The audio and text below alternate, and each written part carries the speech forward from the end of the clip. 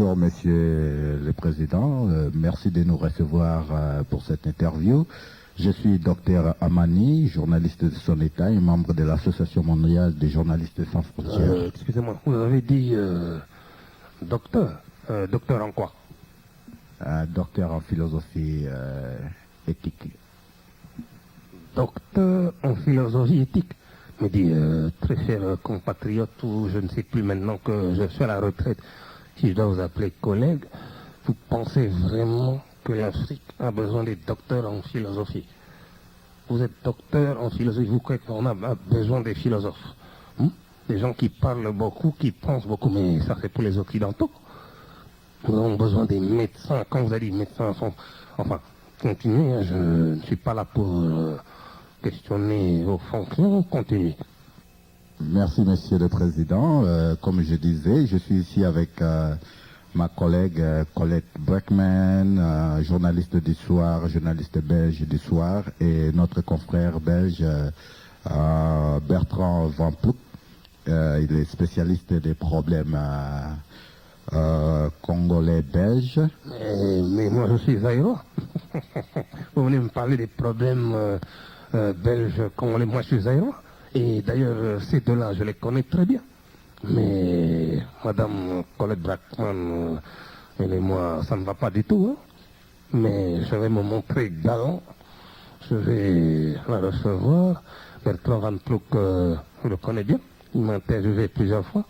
Mais continuez l'interview, mais je vous précise que je suis zaïrois, pas congolais. Donc, il y a une nuance. Merci, Monsieur le Président, encore une fois. On va commencer l'interview par vous demander une question sur vos relations tout au long de votre carrière comme Président de la République, vos relations avec les Américains. Qu'est-ce que vous avez à dire sur ce point-là? Écoutez, qu'est-ce que... On dit tellement de choses sur mes relations avec les Américains qu'il est difficile d'en dire plus. Mais franchement... Je vais vous dire brutalement et honnêtement que ce sont des gens que je n'aime pas beaucoup. Ce sont, vous voyez, ils viennent avec toute cette propagande, tous ces discours de aide, comme ils appellent ça, foreign aid, donc aide aux pays extérieurs, petits pays. Mais tout ça, c'est pour masquer le fait qu'ils sont, comme je dirais, le roi de vos deux collègues, Léopold II, qui sont là pour vous exploiter. Je m'en veux d'avoir été naïf lorsque j'ai fait confiance aux Américains, parce que, vous voyez, à la fin de ma carrière, lorsque c'était la fin de mon mandat, ou si vous voulez, de mon temps en tant que président, ils m'ont abandonné. Donc les Américains, il ne faut pas leur faire confiance. Vous voyez, ce sont des gens qui se prennent pour les maîtres du monde, qui ont l'armée et l'argent pour vous convaincre, et ils vont faire des bêtises. Monsieur le Président, on vous connaît comme les guides, les timoniers, les présidents fondateurs, Papa Maréchal, Moulopoué, Mobutu Mvuma, les musées... Je vous arrête. Le musée, ça c'est l'autre dictateur. Ça c'est le surnom ou l'appellation qu'on a donnée à Laurent Désiré Kabila, qui est aujourd'hui président. Je me demande bien pourquoi. C'est pas moi. Donc vous vous êtes trompé. Donc vous croyez que M. Kabila c'est un dictateur? Comment donc cela va de soi? Lorsque vous arrivez en fanfare et vous mettez quelqu'un qui était président pendant 30 ans et plus, dehors, sans autre forme de procès. Mais vous ne pouvez être aucun dictateur. Sans aucun respect, mais je pense que Kabila est un dictateur. Et sans plus, voilà. Je vous dis clairement, je ne suis plus politicien, donc je ne veux plus parler comme un politicien, peser mes mots ou mettre des gants. Kabila est un dictateur. Mais le fait que vous êtes resté au pouvoir pendant 30 plus des années ne vous fait pas un dictateur? Écoutez, j'ai été élu par le peuple congolais en 1984 à 100%. cela ne fait pas de moi un dictateur. Et si je dois revenir un peu plus en arrière, lorsque j'ai pris le pouvoir, les choses allaient très mal dans le pays avec les guerres civiles que vous, occidentaux, appelez les événements. Je crois que le bilan national était de 300 000 morts. J'ai tout arrangé et j'ai remis dans l'ordre. Aujourd'hui, toutes les tribus s'entendent, les Baluba et les Bangbande s'entendent. Eh bien, je pense que si je suis resté aussi longtemps au pouvoir, c'est parce qu'au fond, eux-mêmes, les Occidentaux, voulaient de moi, les Aérois voulaient de moi. Ce n'est pas dans la dictature. Ce n'est pas de la dictature. Voilà la réponse à votre question. Monsieur Mobutu, nous allons vous dire que vous avez pris le pouvoir par un coup d'État. Écoutez, coup d'État, c'est un terme qui vient de l'Occident. Je n'aime pas beaucoup le terme coup d'État parce que quand on regarde ce que vous êtes belge, ce que Léopold II est venu faire en Afrique, venir quitter son pays de l'Europe de l'Ouest, un royaume où il avait tout ce qu'il voulait, quitter ce pays pour venir jusqu'en Afrique centrale et venir coloniser les Noirs, vous ne pouvez pas me parler de coup d'État. Parce que si on doit comparer les deux actes entre des crimes humanitaires et un changement de gouvernement, qui aujourd'hui peut être interprété comme un changement vers le progrès, car c'est-à-dire que vous dites que j'ai pris le pouvoir en 1965, mais il faut d'abord savoir que un petit peu avant cette date-là, le premier ministre de l'époque, Patrice Emery Lumumba, était Premier ministre, me demandait d'arrêter le président de la République, Joseph Kasavubu. Et le président lui-même me demandait d'arrêter le Premier ministre. Alors, étant colonel, j'étais obligé d'obéir à mes deux supérieurs. Alors je leur ai obéi à tous les deux, je les ai arrêtés tous les deux. Est-ce que vous appelez ça coup d'État, hein? Vous voulez dire que vous voulez comparer ça à ce que Léopold II a fait aux Africains? Mais c'est incomparable. Oui, monsieur Mobutu, vous revenez toujours en fait que Léopold II est venu en Afrique pour coloniser, mais on regarde, c'est un petit peu l'époque... Écoutez, ne me parlez pas d'époque. Un crime reste un crime. Nous sommes d'accord? Oui, mais nous on regarde quand même les temps modernes, c'est-à-dire qu'après la Deuxième Guerre mondiale, les pays africains, je vais vous dire une chose. Le Zaïre de l'époque avait une importance géopolitique vis-à-vis des deux grandes puissances de l'époque, c'est-à-dire l'Union soviétique et les États-Unis d'Amérique. Ils ont regardé le Congo belge, aujourd'hui Zaïre. Vous vous rappelez que j'ai changé le nom du pays en 1971, hein? Oui, que ça m'échappe un peu, hein? J'ai fait tellement de changements dans le gouvernement que Makamozo Kimanamoto, hein? Mais bon, heureusement qu'il y a mon collègue de la délégation, Saïra, qui m'a soufflé ça. Il a intérêt parce que Matabi Sénatine, hein? Ok. Votre relation avec les Américains, comment nous n'avons plus de relation. J'ai gardé quelques contacts de courtoisie avec l'ancien président George Bush, qui est un ami à moi, je peux dire ami, depuis qu'il était patron de la CIA, mais nos relations, je dirais, sont comme mes relations avec celles de Kabila. Et le président Bill Clinton? Écoutez, franchement, le président Bill Clinton, je vais vous dire franchement, je pense qu'il s'en fout un petit peu de moi, parce que lui, c'est plutôt un homme à femme, il est plutôt occupé à séduire les jeunes filles là-bas aux États-Unis.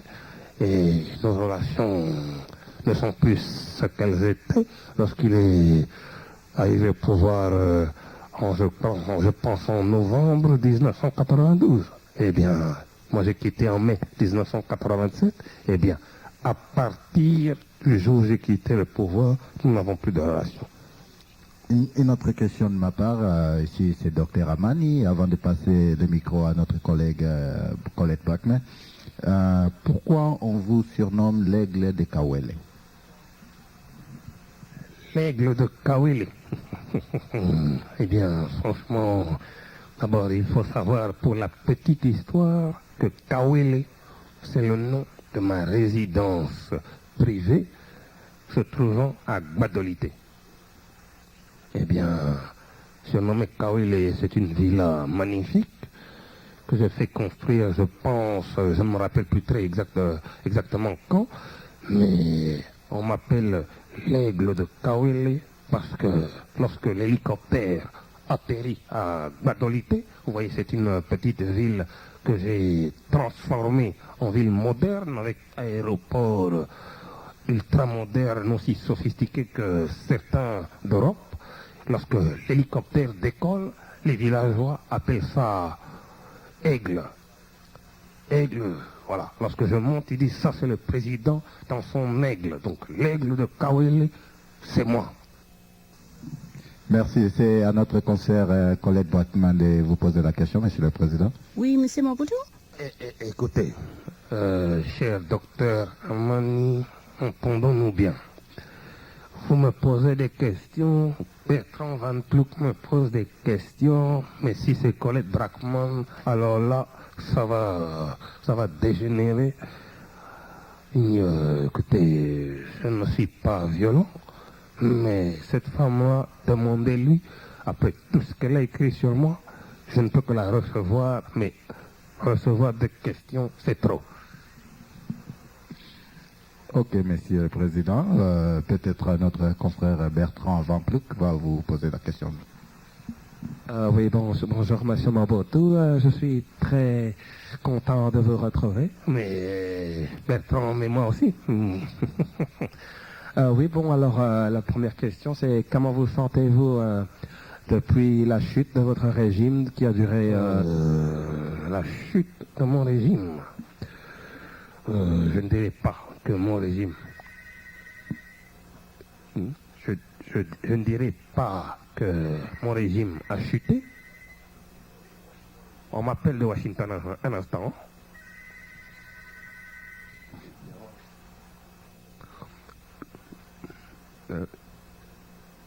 Voilà, c'était justement le président Clinton qui m'appelait. Quand on parle du loup, comme on dit, on voit ça que c'était Clinton qui vient de m'appeler.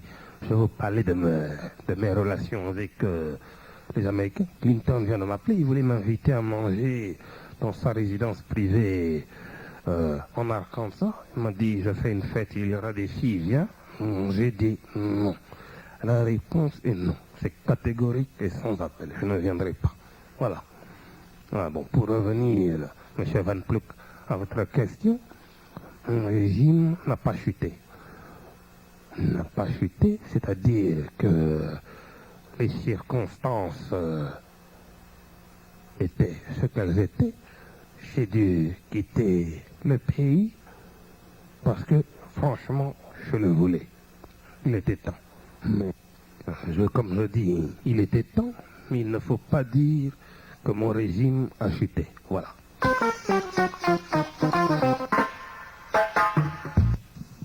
Docteur Amani encore, Monsieur le Président, on vous a posé la question sur vos relations avec les Américains. Maintenant, on aimerait savoir vos relations avec les Français.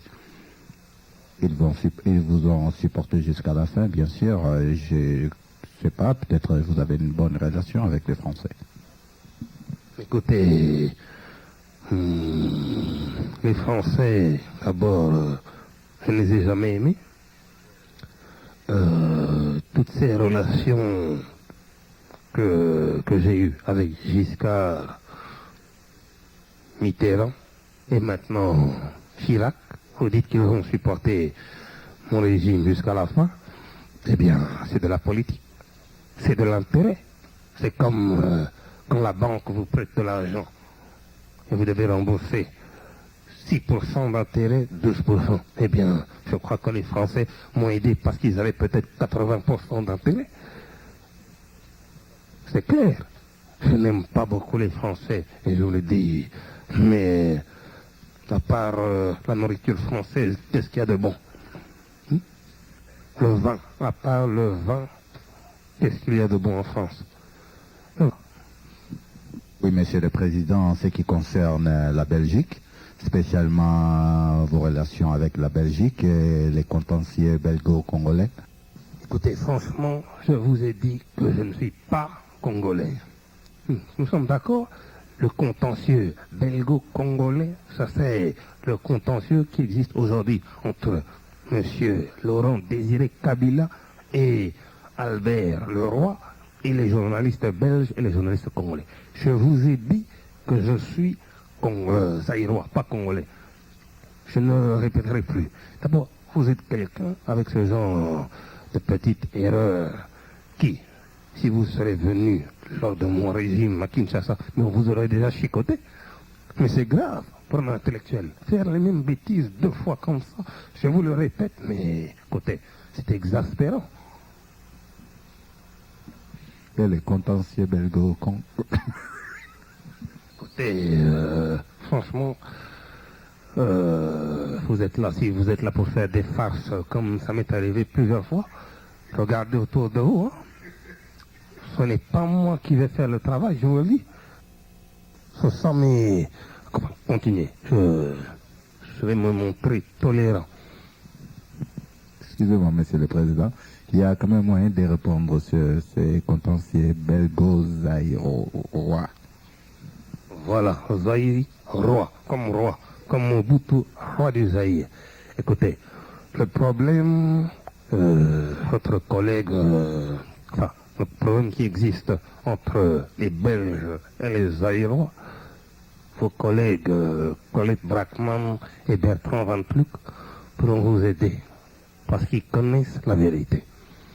Le problème n'est pas belgo-zaïrois, le problème est Mobutu pour les Belges. Les Belges ne supportaient pas Mobutu. Pourquoi? Parce que Mobutu leur disait, pas question. Mobutu disait, allez vous faire voir. Mobutu raccroché au roi Baudouin, Mobutu taper certains journalistes. C'est ça le problème. Il y a ce qu'on appelle, je ne dirais pas racisme, je ne vais pas faire comme Jesse Jackson pour qu'il lui tout est du racisme, je dirais qu'il y a ce complexe que les Occidentaux ont devant les Africains. C'est-à-dire qu'ils ne supportent pas de se faire mener en bateau ou bien dicter quoi que ce soit par un Africain. Alors, Mobutu l'a fait pendant 30 ans, c'est ça la source du problème. C'est ça. Il ne supporte pas de voir quelqu'un qui a de l'autorité, quelqu'un qui a du charisme, quelqu'un qui est aimé partout où il allait. Et surtout si cette personne vient d'un pays qu'il contrôlait jusque le 29 juin 1960. Parce que vous rappelez que le 30 juin, nous avons notre indépendance. Donc ces gens-là nous ont contrôlés jusqu'au 29 juin 1960. Et du jour au lendemain, quelqu'un qui devient président en 65 se permet de les mener en bateau. Mais c'est ça le problème, c'est Mobutu. Il ne faut pas dire qu'il y a des problèmes belgo-zaïrois. Ça n'existe pas. Qu'est-ce que les Zaïrois ont fait aux Belges et qu'est-ce que les Belges, je dis par là, les Belges moyens ont fait aux Zaïrois? Rien. C'est un problème de leader et de presse. Monsieur le Président, je me référais plutôt au problème des contentieux qui fait que la Belgique a vendu des minéraux aux Américains, parmi lesquels on a fait la bande, et votre gouvernement a réclamé de l'argent. Je crois que les problèmes et les contentieux belgo-zaïrois et sur ce point-là. Vous parlez certainement de, je pense, de cobalt ou de l'uranium qui est utilisé pour faire la bombe atomique de Hiroshima et Nagasaki. Écoutez, lorsque mon gouvernement a réclamé des dommages et intérêts, c'est-à-dire nous avons réclamé une part de cette somme, c'est parce que je vous ai dit que Léopold II a exploité le Congo. Et puisque à partir, je pense, de 1940, c'était déjà les temps modernes, et que 1945, 1944, c'est à partir de cette date qu'il y a eu des envois, des expéditions vers l'Amérique par bateau, de l'uranium et du cobalt, je me suis dit, étant donné que c'était les temps modernes et que nous avons eu notre indépendance 15 ans plus tard, eh bien, nous avons quand même le droit de recevoir quelque chose qui vient de chez nous, quelque chose qui a permis aux Américains de gagner la guerre. Est-ce que c'est trop demandé?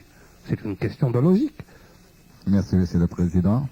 Une autre question intérieure. Que pensez-vous de l'opposition démocratique à votre époque, la conférence nationale et tout ce qui s'est ensuite? Je crois que je l'ai dit une fois à une interview que j'ai accordée à Jeune Afrique Magazine, c'était Blaise Pascal Tala qui m'a interviewé, que l'opposition dite radicale à Kinshasa, ça n'existait pas. Parce que le chef, le leader principal de l'opposition, c'est-à-dire celui qui a commencé tout ce cirque et toutes ces bêtises, mais venez me voir régulièrement, si pas tout le temps en badolité, pour me dire « Ah, monsieur Maréchal, Mpiake Koti, c'est là pas vrai ». Par là, je veux dire écoutez, venez me voir en tant que grand frère et me disait « Écoute, il me faut des chemises, il me faut ça, ça, ça. J'ai des problèmes avec mes créanciers en Belgique. » Mais c'était ça, l'opposition qu'il y avait à Kinshasa. C'est-à-dire que quand ils avaient de l'argent dans l'opposition, lorsqu'ils n'en avaient plus, dans le MPR. Donc vous voulez dire, tous les politiciens à ces temps-là, dans la conférence nationale, venaient vous demander de l'argent? Pas tous les politiciens. Mais il y en a qui ne le faisaient pas parce qu'ils savaient que je ne voulais pas les voir. Et ils n'avaient pas les contacts suffisants pour m'approcher. Mais je dis que si ceux-là avaient eu un moyen ou un autre de m'approcher pour recevoir les biens de la terre, qu'on appelle argent, eh bien, ils l'auraient fait. C'est la nature humaine. Je ne suis pas en train de parler de corruption, mais il faut vous rappeler avant tout que monsieur, je ne me rappelle plus de votre nom, monsieur Docteur Amani. Oui, monsieur Docteur Amani, que nous sommes des Bantous. Nous sommes des Bantous, et dans la culture dite Bantou, un chef doit savoir s'occuper des siens. Voilà tout ce qui était. C'est-à-dire que lorsque ces gens n'avaient plus d'argent, ils oubliaient leur rancune, j'oubliais les miennes et je les recevais et je les aidais. Parce que je me considère comme humain. Voilà. Mais, Monsieur le Président, vous ne pouvez quand même pas nier le fait que tout le monde dit que c'est plutôt le chef de l'opposition radicale, comme vous l'appelez, M. Tshisekedi, que vous a tenu la tête quand même.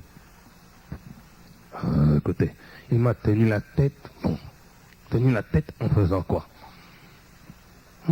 Donnez-moi un exemple. Qu'est-ce qu'il a fait pour vous dire qu'il m'a tenu la tête? Voilà, donnez-moi un exemple. Ben, on se rappellera qu'il a refusé de signer l'ordonnance qui faisait qu'il devrait prêter serment au président de la République, et vous étiez. Mais ça, je vous l'ai dit, c'est un numéro de cirque. C'est pour se faire remarquer. Vous appelez ça tenir tête à quelqu'un? Bon, il a refusé de signer l'ordonnance à quelqu'un. Mais après, qui était toujours président? Non, c'est moi. Ça s'est passé en 1991. si j'ai bonne mémoire. Mais après ça, il était toujours président. Vous appelez ça tenir tête. Il a voulu faire le barbare, quelqu'un qui n'est pas éduqué. Manque de classe, refuser de signer une ordonnance, le nom Premier ministre. Vous trouvez ça tenir tête. Et il l'a fait à une époque où la presse internationale avait constamment les yeux rivés sur le Zaïre. Constamment. Il ne l'a pas fait dans les années 70. Je l'aurais répondu. Mais même si vous lui avez refusé la primature, n'empêche qu'il a été élu par la conférence nationale qui représentait le peuple dans les temps. Écoutez, dites tout ce que vous voulez. C'est pas parce que je ne suis plus chef d'État que je dois vous dévoiler tous les secrets de la politique zaïroise. Je vous ai dit que beaucoup de chefs de l'opposition, et même celui de l'opposition dite radicale, est venu me voir, il est venu me rendre, me présenter ses condoléances. Il est venu. Mais ce n'était pas la seule fois qu'il est venu. Il est venu lorsque j'ai eu des moments difficiles. Il est venu surtout lorsqu'il a eu des moments difficiles. Et ces moments-là étaient liés à l'argent. Écoutez, moi, est-ce que je vous dis qu'il a des comptes en banque en Suisse? Je ne peux pas vous le dire. En ce qui concerne les relations du pays en ce moment, il y a la guerre. Comment vous voyez la situation de la guerre au pays? Voilà. Comme par hasard, je vous l'ai dit plus tôt dans l'interview, que lorsque je suis arrivé au pouvoir, il y avait des tueries, guerre civile au Zaïre. Regardez vous-même. Dès que Mobutu quitte le pouvoir, même pas 4, 5, 6 mois, 7 ans, même pas 2 ans plus tard, la guerre éclate au Congo. Vous voyez que quand même que Mobutu c'était un pont, c'était un monument de la paix, un pilier sur lequel se posait toute la paix et la sécurité des pays de l'Afrique centrale. Ça, c'est quelque chose que les gens ont oublié. Mais vous ne croyez pas que vous étiez où vous êtes à cause de la clochardisation de l'armée zaïroise qui ne peut même pas se battre pour cette guerre-là? Écoutez, vous pensez que je suis la cause, mais c'est grave ce que vous me dites. Je suis le commandant suprême des forces armées zaïroises, c'est vrai. Maréchal élu par moi-même, c'est vrai, mais il y a des généraux, des colonels, des chefs d'état-major, des chefs de sécurité. Si tous ces gens-là avaient fait leur travail comme il le fallait, eh bien, on ne serait pas là où nous en sommes. Vous savez combien j'ai dépensé pour ma sécurité? Combien j'ai dépensé pour les forces armées zaïroises? Vous voulez que je vous dise combien? D'ailleurs, si vous vous rappelez que durant les années 70, que toute l'aide extérieure venant des États-Unis, que les États-Unis donnaient aux pays africains, la moitié, si pas le 3/4, venait aux Zaïre. Vous savez ce que je faisais avec cet argent? On vous dit j'achetais des châteaux, des palais, des avions, des bijoux, mais c'est faux. Cet argent-là, je l'ai donné aux forces armées zaïroises. Et vous voulez dire aujourd'hui que je suis la cause de cette, comme vous dites, je ne sais pas le mot que vous avez, mais c'est grave. Mais comment ça se fait que cette armée que vous avez beaucoup investi n'était même pas capable de tenir, de barrer la route à la guerre de libération de 1997? Écoutez, ça franchement, David et Goliath, pour aller un peu plus loin dans l'histoire, je ne sais pas. Regardez ce qui s'est passé avec les Américains lorsqu'ils sont allés au Vietnam. Première puissance mondiale va dans un pays de l'Asie du Sud, dans le sud-ouest de l'Asie, et se fait taper. Donc ce qui est arrivé aux forces armées zaïroises de ne pas pouvoir repousser la rébellion, eh bien, ce sont, je pense que comme on dit, c'est le destin. Les Américains ont reçu une déculottée au Vietnam. bien que les phases, que j'ai investi beaucoup dans les phases, s'ils n'ont pas pu repousser l'armée, eh bien, je n'y peux rien. C'est comme ça. Ce n'est pas dit parce que vous avez le meilleur armement, vous êtes mieux équipé que vous allez gagner la guerre. C'est surtout celui qui le veut le plus. Je vous donne un autre exemple. Les soviétiques sont allés en Afghanistan. Ils n'ont rien fait parce que les Américains étaient derrière les Moudjahidines. Eh bien, si la rébellion a réussi, c'est parce que les Américains étaient derrière. C'est pour ça que je ne les aime pas.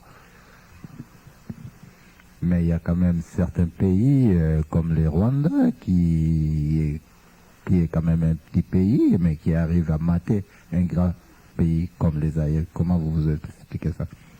Écoutez, vous dites petit pays qui arrive à mater un grand pays. Je vais vous donner un autre exemple. Omar Bongo. Petit comme il est, il mate tout le Gabon. Mais ça arrive, ce sont des choses qui arrivent. Omar Bongo, alors mon conseil, c'est quoi ça qu'on a fait? Oh mon Dieu, mais regardez, c'est un chef d'État. La taille, le diamètre, ça n'a rien à voir avec les résultats. Voilà. Bon, qu'est-ce que vous reprochez à vos généraux, puisque vous avez dit que vous avez trop investi, vous leur avez donné tous les moyens, et apparemment, ils n'ont pas fait ce que vous attendez en tant que chef suprême de l'armée zaïroise. Ce que je reproche à mes généraux, franchement, c'est d'abord la trahison. Je dis trahison dans le sens où ils savaient que j'aimais ce pays beaucoup plus qu'eux, et ils n'ont pas pris les choses au sérieux, surtout lorsqu'il leur fallait ce manque d'organisation. Vous savez qu'il y avait un des généraux, bon, il serait prudent de ne pas citer le nom, ne connaissait même pas la carte du Zaïre lorsqu'on faisait les schémas tactiques pour contrecarrer les plans de l'ennemi. Mais c'est grave. C'est la vérité. Donc, lorsque vous avez des généraux comme ça, ce sont des choses comme ça que je reprochais. Et pourtant, ce sont des gens que j'ai enrichis, qui se sont enrichis derrière mon dos, en faisant Dieu sait quel coup. Eh bien, regardez comment ça s'est terminé. Monsieur le Président, votre réponse tout à l'heure a été que vous avez beaucoup investi dans l'armée zaïroise de l'époque, et il y a des signes qui montrent que l'investissement s'est fait. Ce n'est pas une raison.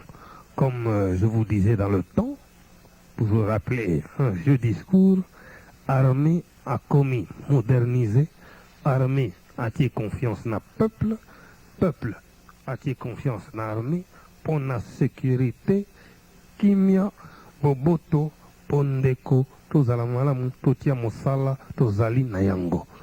Mais malheureusement, je vous ai dit que les généraux ont voulu être des hommes d'affaires au lieu d'être des généraux. Voilà ce qui s'est passé. Au lieu, je vous ai parlé du général qui ne connaissait pas la carte de l'Afrique, mais il connaissait la carte de l'Europe et que savait qu'en faisant telle ou telle transaction, il pouvait mettre de l'argent en Suisse ou en Belgique. C'est pour ça que nous avons perdu la rébellion et c'est pour ça que les choses sont qu'elles sont aujourd'hui. Vous ne pensez pas que vous blâmez beaucoup trop vos généraux et vous n'avez aucune chose à vous blâmer vous-même en tant que chef? Si on peut me blâmer quelque chose, justement, c'est d'avoir fait confiance à ce genre d'individu. Voilà. Mais écoutez, je ne me bats pas. Je donne des ordres qui sont clairs et spécifiques, simples à suivre. Eh bien, les généraux ne les exécutent pas. Que voulez-vous? Voilà. Où est-ce que vous avez pris ces généraux? Qui vous a recommandé pour nommer tel ou tel? La plupart des généraux étaient de ma région. Donc, Monsieur le Président, vous nommez des gens qui viennent de votre région, donc quelqu'un comprendrait que c'est du tribalisme. Écoutez, docteur Amani, Ne me parlez surtout pas de tribalisme, sinon je vous fous dehors de chez moi. Vous allez sortir par la 4e vitesse. Je suis quelqu'un qui a combattu le tribalisme, c'est reconnu, mais je vous ai dit que j'ai nommé ces généraux parce que c'était des amis à moi. Ce sont des postes qui sont là pour la haute sécurité de l'État. Donc il faut que j'ai des hommes de confiance. C'est pour ça, c'est ça que je voulais dire lorsque j'ai dit que j'ai nommé ces généraux venant de Mbandaka, de Lissala, des hommes de confiance. Je ne pouvais pas mettre un général qui est Mouyouba.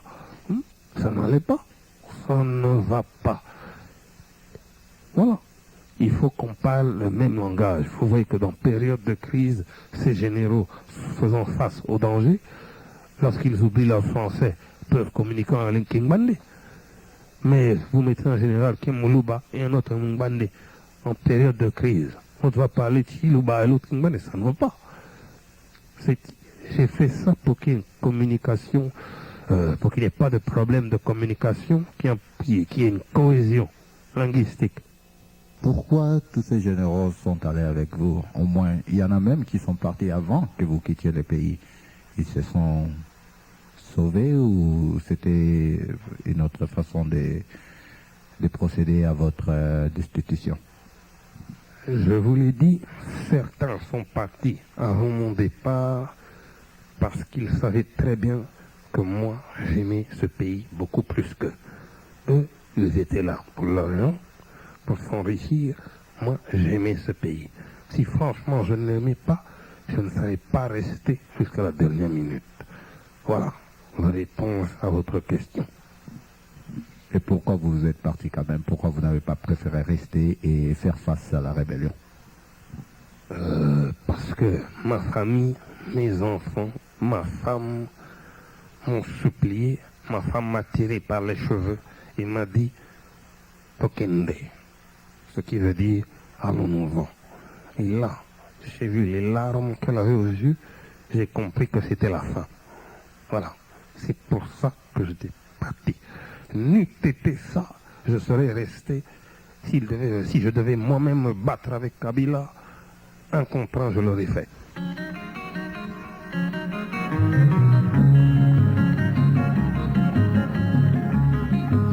Baninga lelo yo nasepeli ngai motema kimia nazimwaki na kolingaka ye lelo tobalani bakate nazalaki nde koluka lelo naponiaka banzela nazalaki kokende na boyi kanda maboke na boyi nakoluka nini lisusu nakomi complet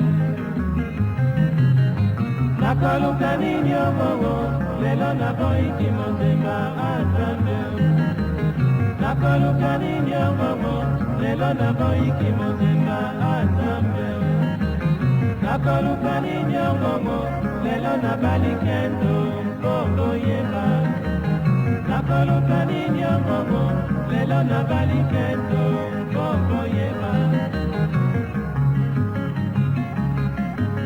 baninga lelo yo tata na mama balongoli mokumba nazwiti penga nalingaka te lelo bomoni ye mibali bazalaki nde koluka ngai lelo naponi moko basi mpe bazalaki kobetela ngai lelo matoyi ekangami babumbu bazalaki koyebite ngai sika bamona ngai te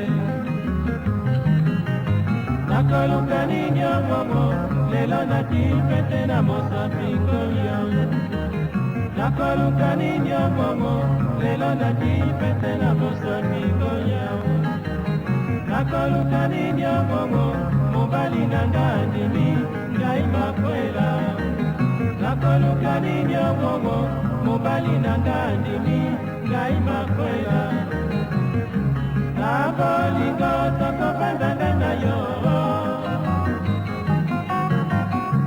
tokokabwana soki nzambe apengi moninga tokoluka bafamiye mpe bayokana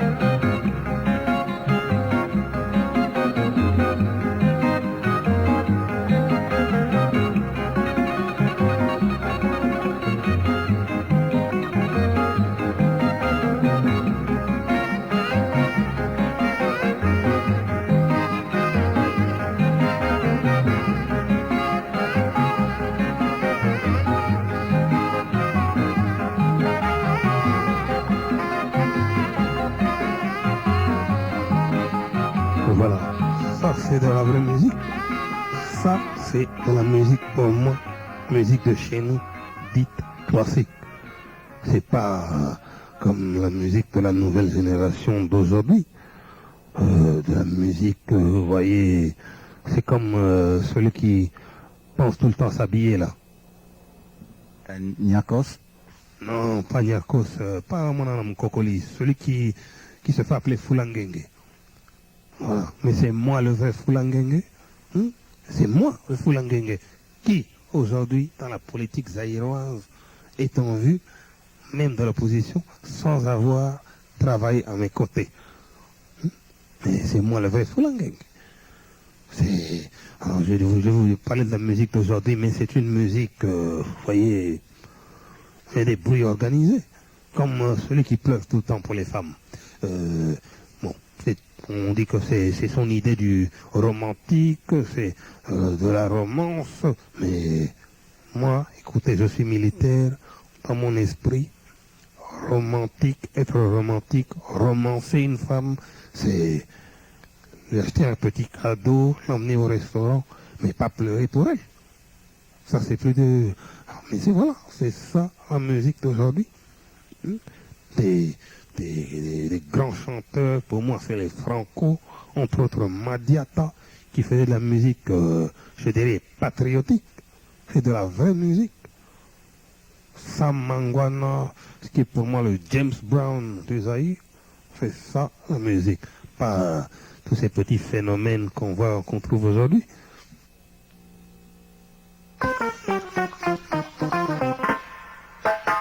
Maintenant, la guerre, bien sûr, on en parle, et puis il y a les pays qui font la guerre avec les ailleurs, et puis il y a les présidents de ces pays-là.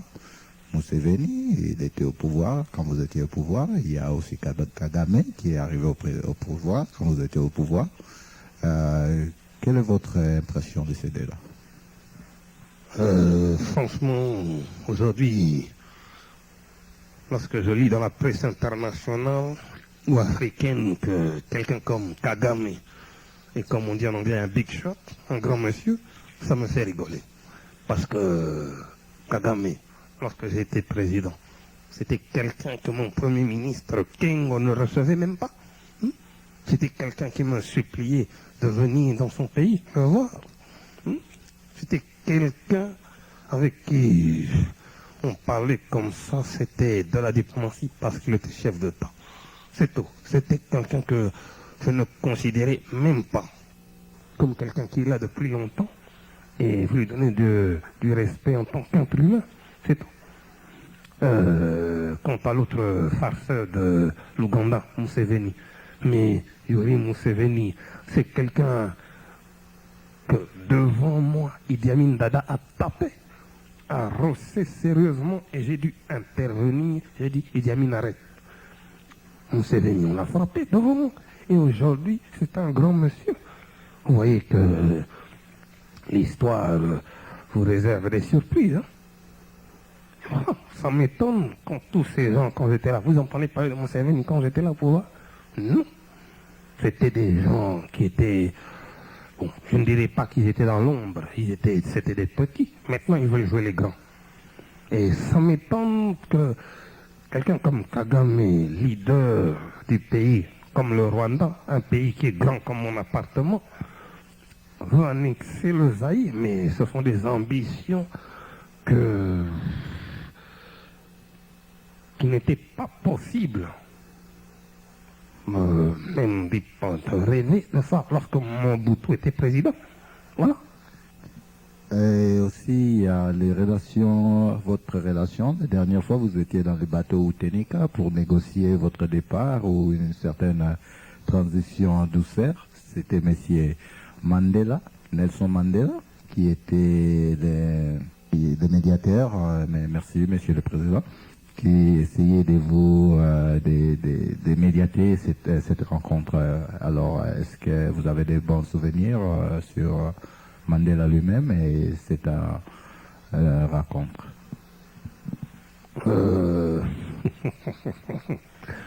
Très franchement, je vais vous dire honnêtement que Nelson Mandela, c'est peut-être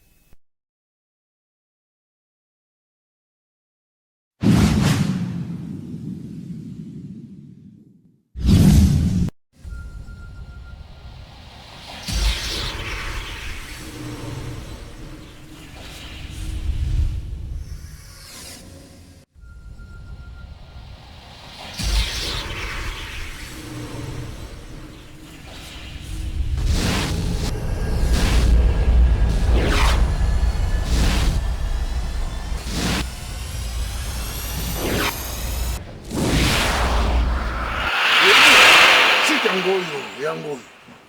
Hein? Tanga. WW Tanga. Nati yo. Katena ko doa. Na lo bate tanga yo moko. Ni ma téléphone bengangai. Na ondima. Na Suisse toya. Bon monat. Imagine mo bange téléma et Cuba. Ma sécurité. Bomba bom oh yango te rien. Yakala. Monde lelo